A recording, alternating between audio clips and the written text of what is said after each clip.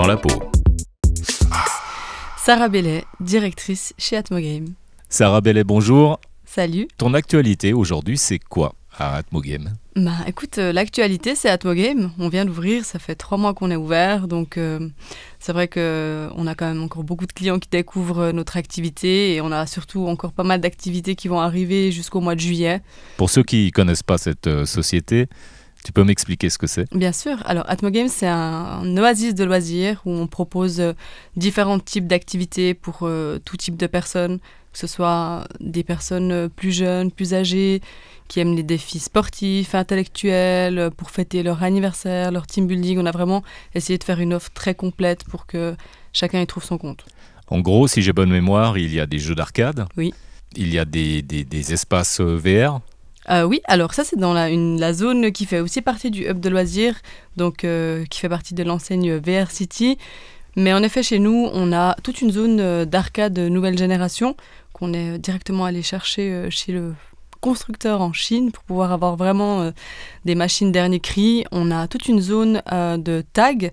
C'est un parcours inspiré du Ninja Warrior, donc 400 mètres carrés de parcours où là, le but c'est de taguer des lumières pour faire un maximum de points. Là, c'est physique. C'est physique et stratégique. Attention, il faut pas. Ouais. C'est pas que du muscle, il faut aussi la tête. C'est ça. Comme toujours. Moi, je pense que ça fonctionne toujours comme ça. Ensuite, on a un secteur. Un secteur, c'est une activité, je dirais, qui s'apparente à un espèce de Fort Boyard. C'est plusieurs salles avec des défis différents. Là, c'est super de le faire, que ce soit entre amis ou en famille ou même entre collègues. C'est des équipes de 2 à 4 personnes. Et puis là, vous passez d'une salle à l'autre. C'est plusieurs types de défis. Certains sont physiques, d'autres stratégiques, d'autres un peu plus intellectuels. Donc ça, c'est super parce que peu importe quelles sont vos compétences, vous mettez votre pierre à l'édifice dans une des salles en tout cas.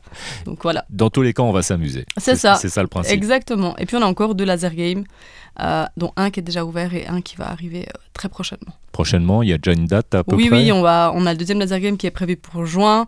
On a une zone 200 mètres carrés pour les 0 à 6 ans, pour les tout petits, qu'on a prévu, qui est prévu pour juillet.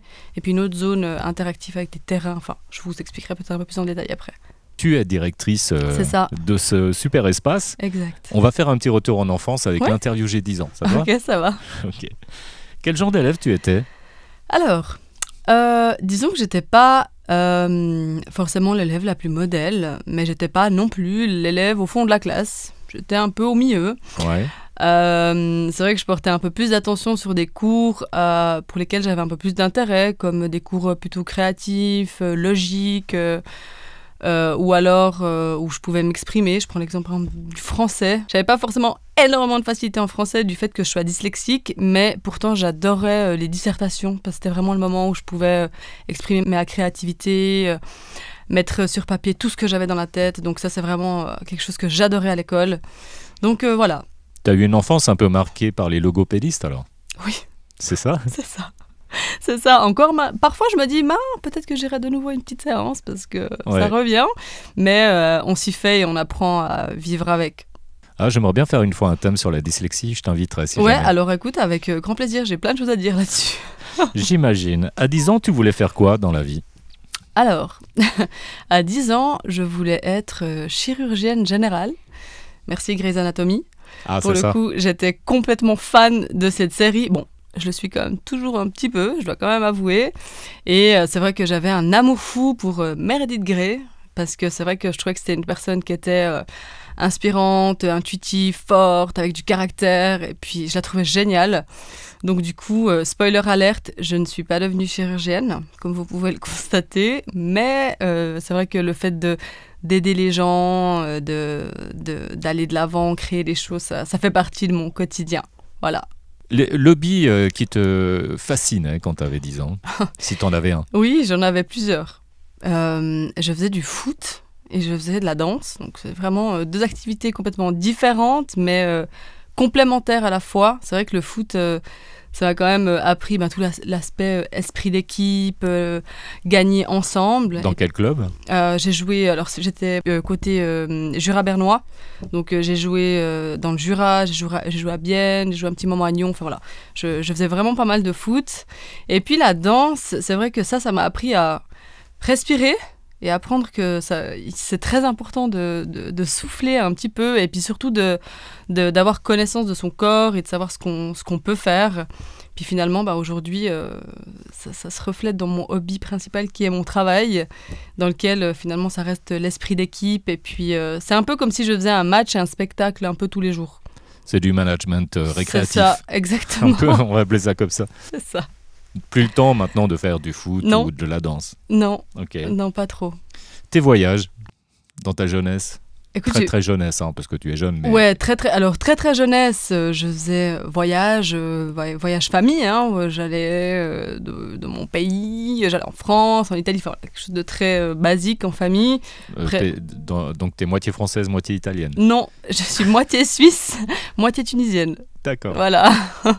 Et tu allais voir la famille en Italie et en France? Ouais, en Tunisie, un peu de partout. Partout. On voyageait un petit peu. Et puis après, c'est vrai que j'ai beaucoup voyagé un peu en tant que jeune adulte, passablement. Des personnes qui t'ont marqué, enfance, adolescence, avant de devenir adulte? Alors c'est vrai que je suis quand même toujours très attirée par l'humain. J'aime beaucoup les gens. Donc j'ai passablement de personnes qui ont marqué ma vie à un moment ou à un autre. Évidemment, les personnes qui m'ont le plus marqué, c'est mes parents. C'est vraiment ma famille, ça a toujours été mon pilier, ça l'est toujours autant aujourd'hui, malgré le fait que je suis loin d'eux, parce que par la force des choses, je ne suis plus à Bienne, Neuchâtel, je suis à Genève, mais ça a toujours été un pilier et ça l'est toujours encore maintenant. Quel conseil tu donnerais à la Sarah de 10 ans? À la Sarah de 10 ans, je lui dirais de toujours croire en elle et surtout, peu importe où elle ira, ça va être super, mais que vraiment la clé, c'est de s'entourer vraiment des bonnes personnes. À 10 ans, tu avais des craintes, des inquiétudes? Oui, bien sûr. Parce que là, dans ce que tu dis, on dirait que tu veux la rassurer. Ouais, je la rassure. C'est ça. Hein. Je la rassure, ouais. Complètement. Non, bien sûr, à 10 ans, c'est quand même l'âge où on n'a pas forcément, les enfants ne sont pas forcément tous très très sympas les uns avec les autres, il y a la confiance en soi, enfin voilà. Donc c'est vraiment ce que je dirais, t'inquiète, vas-y, go, et puis à un moment donné, juste entoure-toi des bonnes personnes et ça va aller. Sarah Bellet, tu es donc la directrice d'Atmo Game SA, une entreprise genevoise spécialisée dans les loisirs immersifs. Oui. Tu occupes ce poste depuis avril 2024 et ton rôle consiste à superviser le développement stratégique de l'entreprise en mettant l'accent sur l'innovation et l'expérience client. Tu es une grande joueuse? Je suis une grande joueuse. J'adore jouer. Je l'avoue, un peu mauvaise perdante, mais toujours dans la bonne humeur. Ça, c'est drôle. Mais c'est vrai, je suis là pour dire la vérité. Hein. Ouais, oui, un fait. C'est un fait, oui, j'aime beaucoup les jeux parce que je pense que c'est vraiment ce qui nous permet de sortir un peu de notre quotidien et puis de s'évader l'espace d'un instant et surtout de faire des choses en équipe, entre plusieurs personnes, partager des moments un peu spéciaux. Donc, j'aime beaucoup jouer. C'est donc dans ce nouveau quartier de l'Étang, dans le canton de Genève, un hub de 6000 m² dédié aux loisirs. Ta charge correspond à 2300 m², ce qui est déjà pas mal. Atmo Game, d'où est venue l'idée en fait? En fait, l'envie première, c'était de compléter donc, le hub qui était déjà existant. On avait donc la zone de grimpe avec des trampolines qui est d'ailleurs magnifique, une grande zone de réalité virtuelle, 7 escape games qui était déjà en place et donc il restait 2300 m². Et on s'est dit, on prend tout et on fait un truc super. Et donc c'était vraiment l'idée un peu de base. C'était vraiment de compléter cette zone parce que c'est vrai que le lieu est vraiment magnifique. Le quartier est nouveau, enfin tout est beau, tout est neuf. Et puis on s'est dit que c'était vraiment l'endroit où il fallait être. L'idée a germé quand? Dans quelles circonstances? C'est une histoire de rencontre de personnes autour de la même table et puis ici à Genève, l'envie de créer, de faire de nouvelles choses et puis de peut-être pour certains d'entre nous aussi sortir un peu de ce qu'ils ont l'habitude de faire tous les jours et puis surtout de créer un lieu où les gens puissent venir partager des moments et créer des souvenirs. On s'est rencontrés lors d'une inauguration et le commentaire que j'entendais sur toi, c'était que tu avais fait le tour du monde, que tu avais voyagé énormément pour choper les meilleures pépites de jeux. C'est vrai ça? C'est ça. C'est vrai que on a très vite parlé de ce projet, mais on avait du coup envie d'ouvrir très vite, donc il fallait avancer assez rapidement au niveau de la conception, du développement. Donc là, on prend son sac et puis on prend l'avion, puis on va faire le tour du monde pour voir ce qui se fait. parce que nous, on a l'habitude de voir ce qui se fait en Suisse, mais l'idée, c'était de voir un peu ce qui se faisait ailleurs aussi. Donc, j'ai fait des salons du loisir qui s'appellent YAPA. Donc, c'est vraiment des salons qui sont Europe et Asie. Il y a aussi États-Unis, mais moi, j'ai fait Europe et Asie. Donc, je suis partie, je pense, en tout et pour tout, dans l'espace de 3 mois. J'ai fait Vienne et Bangkok. Ça, c'est vraiment 2 salons qui m'ont énormément inspirée. Et puis après, une fois partant de là, on est parti un peu partout pour voir vraiment les constructeurs à la source et choisir ce qu'on voulait mettre chez Atmogame pour faire en sorte de ne pas mettre les mêmes activités qu'il y avait déjà dans un périmètre et d'avoir quelque chose d'innovant. Parce qu'il y a beaucoup de lieux comme celui-ci en Suisse. Oui, il y a pas mal de centres de loisirs qui sont tous super. Enfin, je veux dire, moi je pense qu'aucun centre de loisirs est pareil, de par son ADN, de l'architecture, de ce qu'ils ont. Enfin, il y a beaucoup de critères qui font que c'est des centres de loisirs différents. Chez nous, l'ADN, c'était l'innovation et l'immersion. Donc on est vraiment parti de là et puis on a construit autour. Est-ce qu'il y a un jeu fou que tu n'as pas pu ramener ? Il y a plein de jeux fous que je n'ai pas pu ramener. Alors, il y a plein d'idées de jeux fous qu'on peut mettre.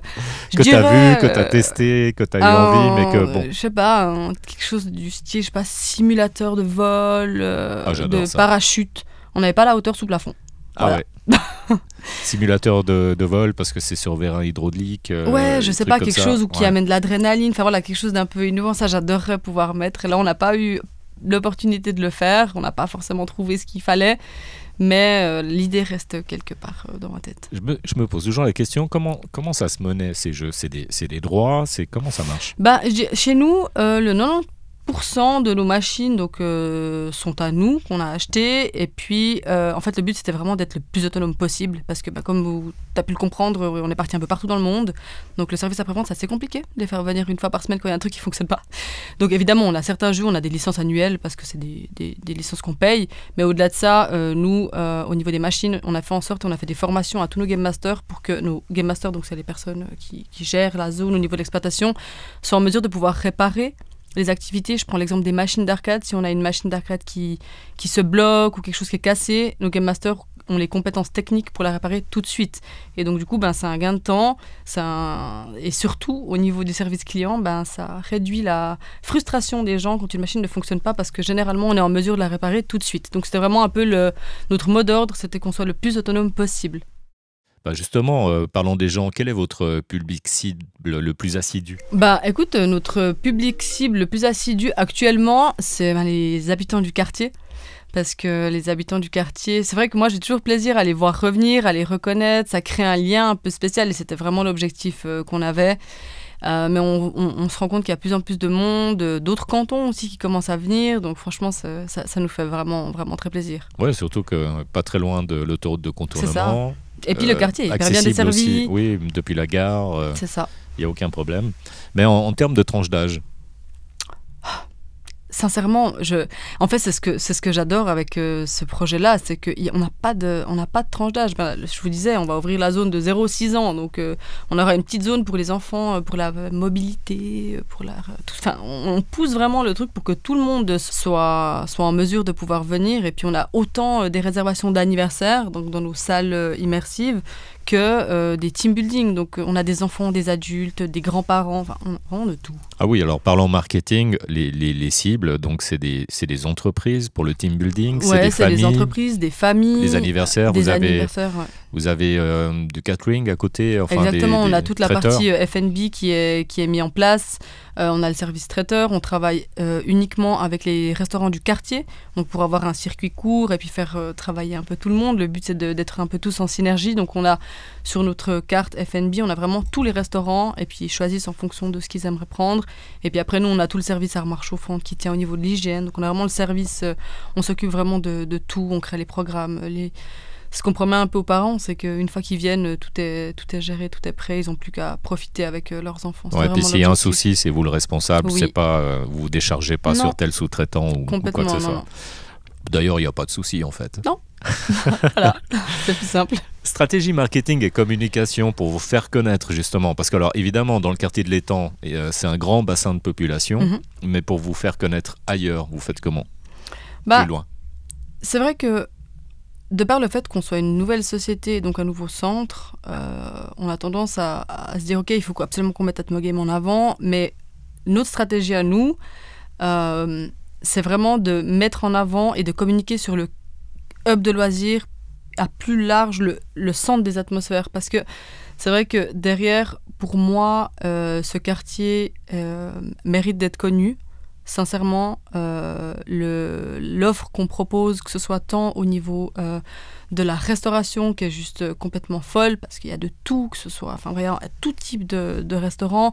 En termes d'activité, on a essayé de faire en sorte qu'on ait un maximum d'activités pour que vraiment tout le monde y trouve son compte. Donc vraiment, ma stratégie, c'est de communiquer au niveau du hub de loisirs et du quartier avant même de parler uniquement d'Atmogame, parce que je pense qu'on tire tous sur la même corde et puis on a vraiment à cœur de créer des synergies entre nous tous. Ce que vous voulez dire, c'est que la communication de chacun sert à tout le monde. C'est ça. En fait, moi, je pense sincèrement que les gens, une fois qu'ils viennent, ils ont déjà envie de revenir. Donc l'objectif pour moi, c'est qu'ils viennent et qu'ils connaissent le quartier, parce qu'ils méritent vraiment à être connus. On parlait aussi de rôle social de ce hub. C'est ce que vous ressentez d'après ce que vous me dites. Bah oui, c'est ça. C'est un centre un peu de rencontre multigénérationnelle. En fait, pour moi, à plus large spectre encore, je pense que dans la vie de quartier, un centre de loisirs, c'est complètement essentiel parce que ça crée des liens sociaux, c'est un lieu de rencontre, c'est un lieu de partage. Donc, je pense que vraiment, d'un point de vue social, pour créer vraiment cette cohésion vraiment très locale aussi, derrière qu'on aime beaucoup mettre en avant, je pense vraiment que c'est essentiel. Donc oui, c'est un rôle social. Au niveau pratique, c'est mieux de réserver ou on peut venir sur place ? À part les manifestations, évidemment, mais...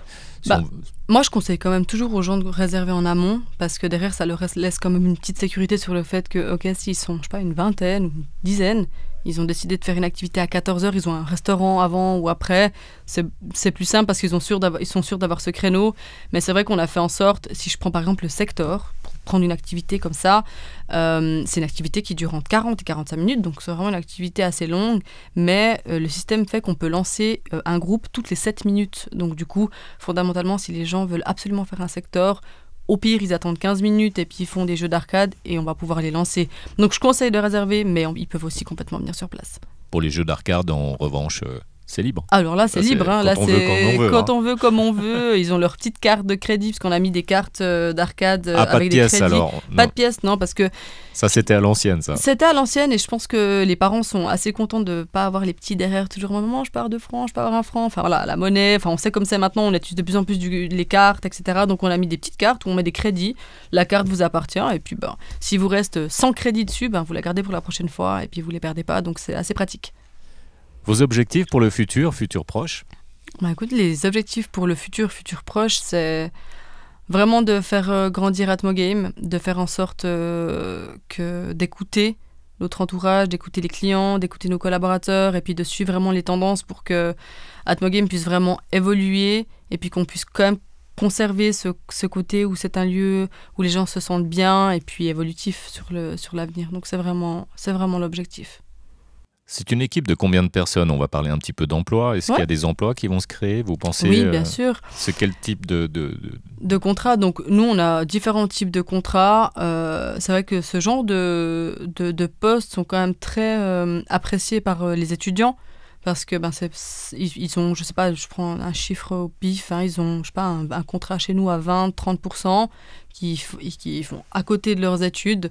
Donc c'est des contrats par exemple à l'heure, on a ce genre de contrat et du coup ils viennent le week-end, quand ils ont congé, en fonction de leurs cours. Ils ont besoin de compétences spécifiques ou vous les formez tout simplement ? Alors ils ont besoin de compétences très spécifiques, c'est-à-dire d'être polis, aimable et souriant. Ça, c'est les premières compétences que je leur demande parce qu'ils sont tous les jours face aux enfants, aux parents. Et pour moi, c'est vraiment la base, c'est d'accueillir les gens avec le sourire, peu importe la journée qu'on a passée. Donc pour moi, c'est ça la compétence première. Et le reste, ça s'apprend. Petite question, juste avant de d'être directrice, c'était quoi ton job ? Alors moi, j'étais chef de projet.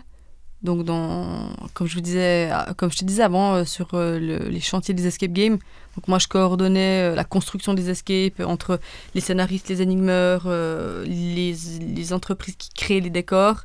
Et moi j'avais la responsabilité des décors des escapes, donc j'imaginais les décors en fonction des scénarios. Enfin, voilà.